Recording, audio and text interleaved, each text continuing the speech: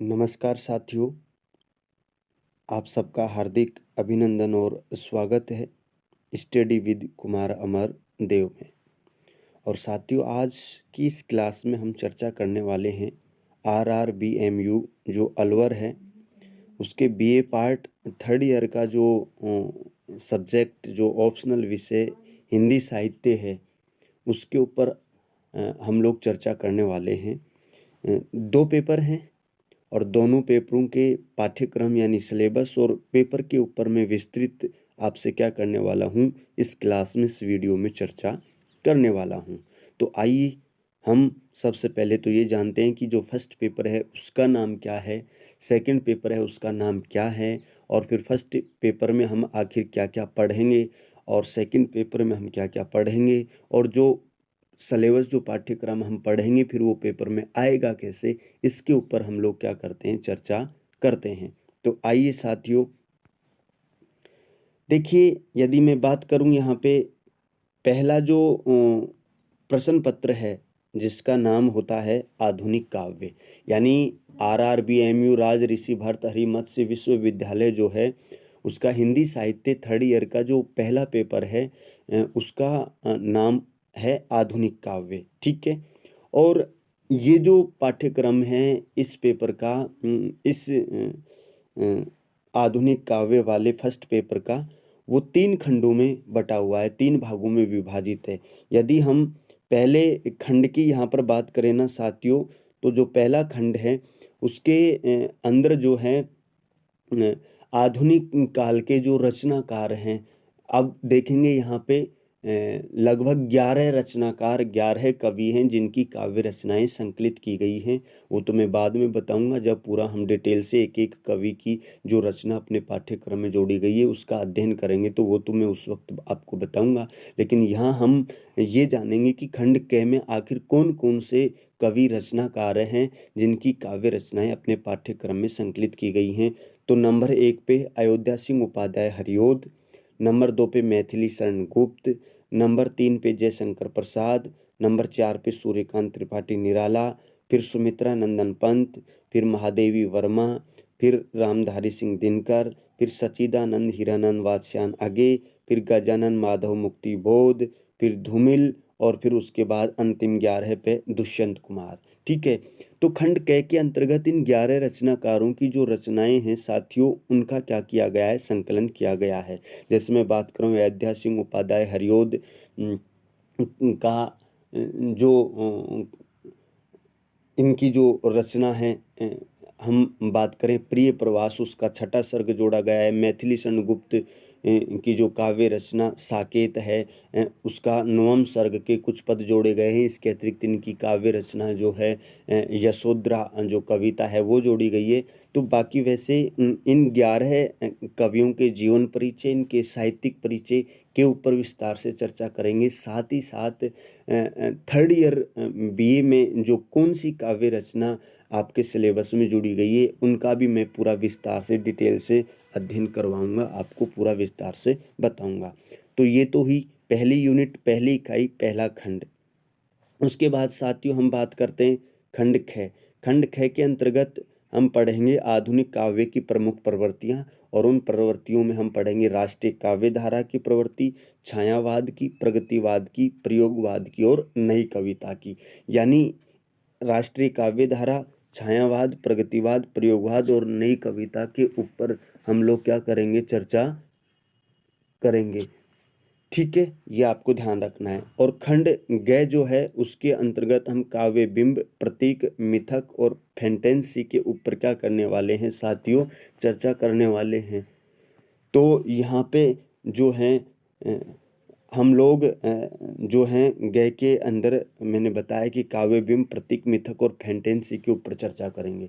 तो इस प्रकार से यहाँ पे जो खंड ग है वो मैंने बताया, खंड ख मैंने बताया, और खंड क यानी यूनिट फर्स्ट, सेकंड, थर्ड जो इकाई है वो मैंने बताई पहले पेपर की, और मैंने शुरुआत में बताया था कि 3 ही इकाई हैं, 3 ही यूनिट हैं, 3 खंड हैं, वो पूरा मैंने बताया। तो इस तरीके से जो फर्स्ट पेपर है उसका पूरा सिलेबस, पूरा पाठ्यक्रम मैंने बताया। अब ये पेपर में कैसे आएगा इसके ऊपर हम लोग डिस्कस करते हैं, क्या क्या आने वाला है। तो देखिए साथियों, ये बहुत महत्वपूर्ण है। तो विकल्प सहित आपके पेपर में पहला जो प्रश्न होगा पेपर का, उसमें कुल 4 व्याख्याएं पूछी जाएंगी, जैसे ए बै से दै, ठीक है, ये ध्यान रखना है। प्रश्न आएगा ऐसे कि निम्नलिखित पदांशों की सप्रसंग व्याख्या कीजिए। तो कुल 4 व्याख्याएं आएंगी विकल्प सहित, अथवा आएगा, ठीक है। प्रत्येक व्याख्या 8 अंक की होगी। और ये जो व्याख्याएं आएंगी ना साथियों, ये व्याख्याएं आने वाली हैं जो काव्य संकलन, जो कविताओं का संकलन किया गया है, जो 11 रचनाकार हैं उनकी जो रचनाएं आपके पाठ्यक्रम में होंगी, उनसे 4 व्याख्याएं पूछी जाएंगी 32 अंक की। उसके बाद विकल्प सहित कुल 3 आलोचनात्मक निबंधात्मक प्रश्न भी पूछे जाएंगे, वो भी प्रत्येक प्रश्न 15 अंक का, यानी 3 प्रश्न तो कुल 45 अंक के। ये प्रश्न भी जो हैं वो भी काव्य संकलन, कविताओं का जो संकलन अपने पाठ्यक्रम में संकलित किया गया है, जोड़ा गया है, यानी जो 11 रचनाकार हैं मैंने बताया, उन 11 रचनाकारों की जो कविताएं अपने सिलेबस में रहेंगी, उनसे जो हैं 3 आलोचनात्मक निबंधात्मक प्रश्न पूछे जाएंगे। यानी हम कह सकते हैं कि 32 + 15 यानी कुल 77 अंक के वो अपने 11 रचनाकारों की रचनाएं जो अपने पाठ्यक्रम में संकलित की गई हैं वो हैं। तो हमारे लिए बहुत महत्वपूर्ण वो 11 रचनाकार और उनकी कविताएं जो अपने पाठ्यक्रम में संकलित की गई हैं, जोड़ी गई हैं, वो महत्वपूर्ण है 77 अंक की।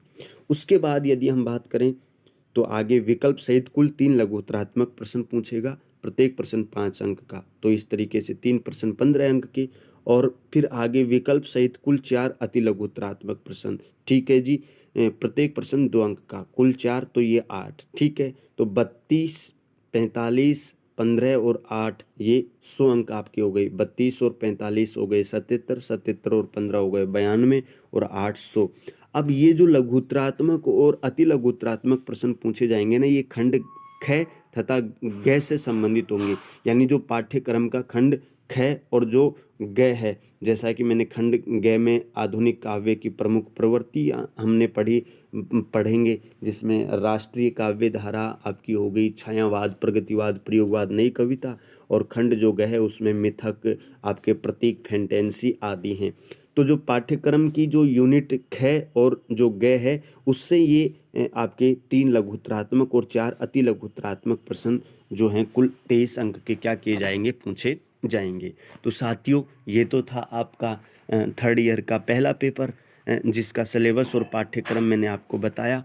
आगे अब हम इसी प्रकार से दूसरे पेपर के बारे में भी क्या करते हैं, चर्चा करते हैं, उसके पाठ्यक्रम और पेपर के प्रारूप के बारे में। तो ये है आपका दूसरा पेपर, ठीक है, जो चलता है। 2 पेपर चलते हैं, प्रत्येक पेपर 100 अंक का आपके पेपर में आने वाला है। तो पहले पेपर के उपरांत हम चर्चा करते हैं द्वितीय प्रश्न पत्र। तो इसका नाम है निबंध एवं कथेतर गद्यविधाएं, ठीक है। अब ये जो आपका पेपर है सेकंड, इसका जो पाठ्यक्रम है वो 4 यूनिटों में, 4 इकाइयों में, 4 खंडों में विभाजित है, 4 भागों में विभाजित है।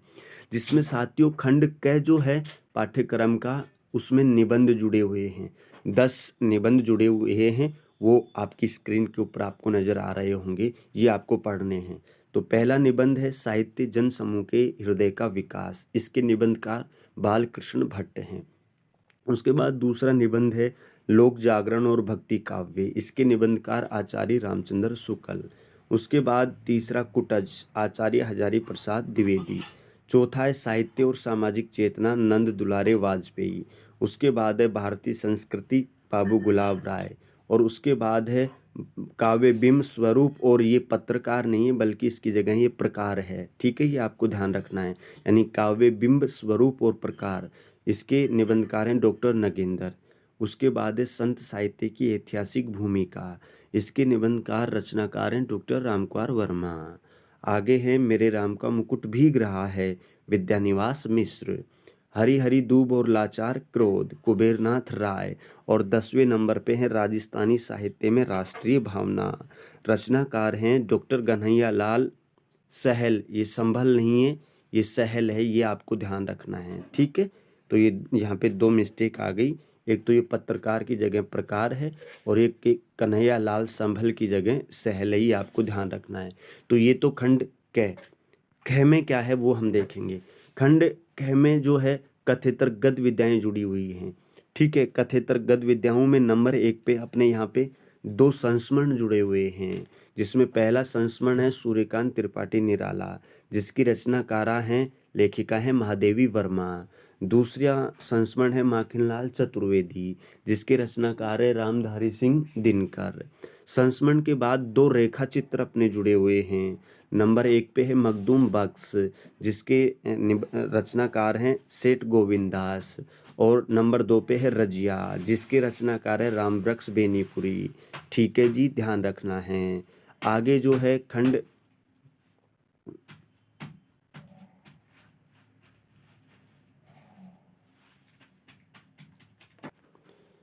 तो देखिए साथियों, यहाँ पे खंड ख में मैंने बताया कि कथेतर गद्य विद्याएं जुड़ी गई हैं, जिसमें संस्मरण है 2 और 2 रेखा चित्र। और उसके बाद बात करें तो रिपोर्टाज हैं 2, जिसमें पहला रिपोर्टाज है अदम्य जीवन रांगी राघव, कुत्ते की आवाज़, रचनाकार फणीश्वर नाथ रेणु।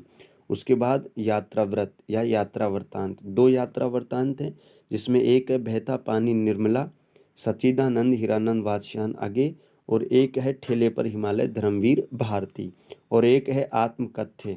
ठीक है, मोहन राकेश, रचनाकार हैं कमलेश्वर। इसके बाद बात करें खंड ग। मैंने बताया कि दूसरा पेपर जो है वो 4 खंडों में, 4 भागों में, 4 इकाइयों में बटा हुआ है। 2 इकाई मैंने बताई।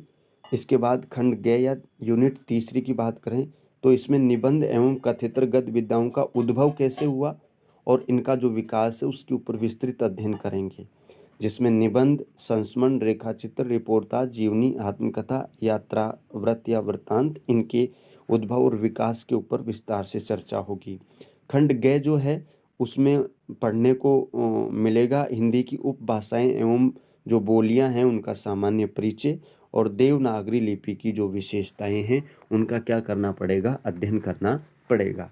तो इस तरीके से पूरा मैंने डिटेल से विस्तार से जो है दूसरा जो पेपर है आपका, उसका जो पाठ्यक्रम जो सिलेबस है उसके बारे में भी बताया कि भाई 4 यूनिट, 4 इकाई, 4 खंड हैं इस दूसरे पेपर में, जिसमें पहले खंड में पहली यूनिट में 10 निबंध जोड़े गए हैं। खंड जो ख है या यूनिट दूसरी है उसमें कथेतर गद्य विद्याएं जोड़ी गई हैं, जिसमें संस्मरण, रेखाचित्र, रिपोर्टाज, यात्रा वृत्तांत और आत्मकथ्य। और खंड ग में निबंध एवं कथेतर गद्य विद्याओं के उद्भव एवं विकास के ऊपर चर्चा होगी, और खंड ग में हिंदी की उपभाषा व बोलियों का सामान्य परिचय और देवनागरी लिपि की विशेषताएं। तो ये तो सिलेबस। अब ये पेपर में आएगा कैसे, पेपर का प्रारूप क्या होगा वो जानना बेहद ज़रूरी है। तो साथियों, विकल्प सहित कुल 4 व्याख्याएं आएंगी पेपर में। ठीक है, प्रत्येक व्याख्या 8 अंक की, तो 32 अंक की व्याख्याएं। अब जो व्याख्याएं होंगी ना वो 2 तो निबंध संकलन से, यानी जो 10 निबंध जोड़े गए हैं पाठ्यक्रम की पहली यूनिट है उससे, और 2 व्याख्याएं आएंगी कथेतर गद्य विधाओं से। ठीक है, ये आपको ध्यान रखना है। उसके बाद विकल्प सहित कुल 3 आलोचनात्मक निबंधात्मक प्रश्न पूछे जाएंगे, प्रत्येक प्रश्न 15 अंक का, तो इस तरीके से 45 अंक के प्रश्न हो गए। अब ये जो 3 प्रश्न होंगे इनमें से भी 2 प्रश्न तो हैं वो निबंध संकलन से, यानी जो 10 निबंध जोड़े गए हैं पाठ्यक्रम में उनसे, और 1 प्रश्न कथेतर गद्य विधाओं से, ये आपको ध्यान रखना है। ठीक है जी। उसके बाद विकल्प सहित कुल 3 लघुत्तरात्मक प्रश्न, प्रत्येक प्रश्न 5 अंक का, तो कुल 15 अंक के। और आगे विकल्प सहित कुल 4 अति लघुत्तरात्मक प्रश्न, प्रत्येक प्रश्न 2 अंक का, यानी कुल 8 अंक के।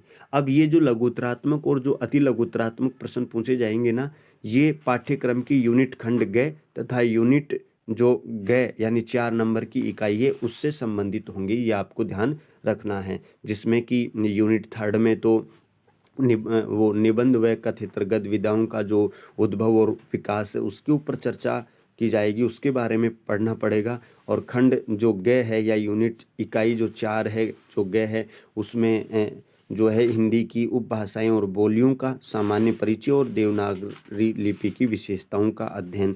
तो इन दोनों से संबंधित लघुत्तरात्मक और अति लघुत्तरात्मक क्या पूछे जाएंगे, 23 नंबर के प्रश्न पूछे जाएंगे। तो साथियों यहाँ पे देखिए मैंने पूरा डिटेल से थर्ड ईयर का जो दोनों पेपर हैं उनका सिलेबस और उनके पेपर का जो प्रारूप है वो मैंने आपको बताया। और ये जो है ये बिल्कुल लेटेस्ट है, बिल्कुल नया 2021-22 का जो सेशन है उसका पाठ्यक्रम और उसका पेपर का पैटर्न प्रारूप मैंने आपको यहाँ पे क्या किया है, बताया है। ठीक है, विश्वविद्यालय की जो ऑफिशियल साइट है उसके अनुरूप। अब प्रत्येक पेपर का जो भी पाठ्यक्रम है यूनिट वाइज खंड वाइज हम क्या करेंगे, विस्तार से उसका अध्ययन करेंगे।